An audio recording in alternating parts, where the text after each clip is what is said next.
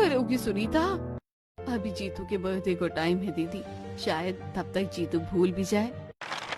ऐसे ही दिन बीत रहे थे। एक बार जो ससुराल वालों की जीभ पर गोभी समोसे का स्वाद आ गया था, अब सभी आए दिन सुनीता से गोभी समोसे बनाने की जिद करते।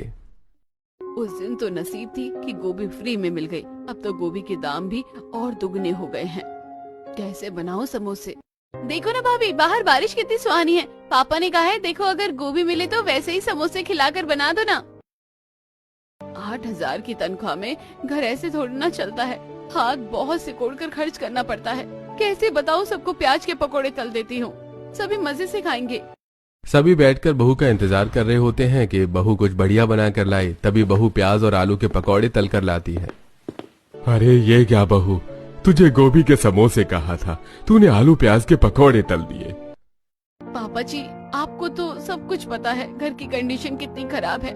हमारे बजट में तो ये सब नहीं है, बस जैसे तैसे फिर भी मैंने मैनेज करके बना दिए।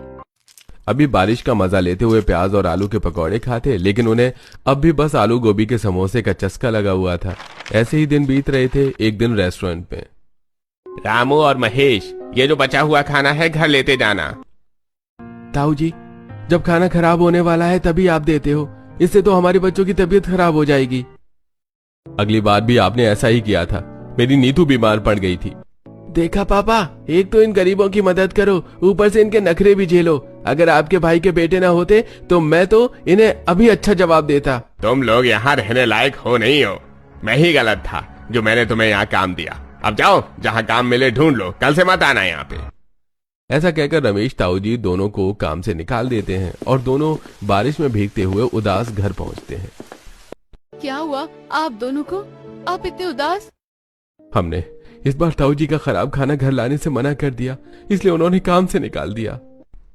उन धोखेबाज लोगों की तो आदत ही है हमें तंग करने की। चलिए आप लोग मुंह हाथ धो लीजिए, मैं खाना लगाती हूँ। बहू, आज फिर से ये बिना तड़के की दाल और रोटी, तू गोभी के समोसे कब बनाएगी बहू? दादाजी, मम्मी ने कहा था मेरे बर्थडे पर बनाएगी। मेरा बर्थडे इसी हफ्ते में है, तब क्यों मम्मी? सही कहा ना?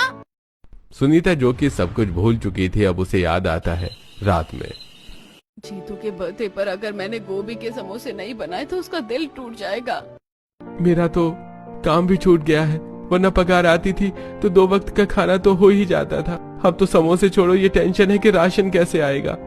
और फिर क्या, रामू और महेश के पास कोई काम न होने के कारण दोनों सुबह सुबह दिहाड़ी करने जाते हैं और मुश्किल से 100-200 रुपए ही कमा पाते हैं, कभी कभी तो वो भी नहीं। कल तो जीतू का बर्थडे है ना।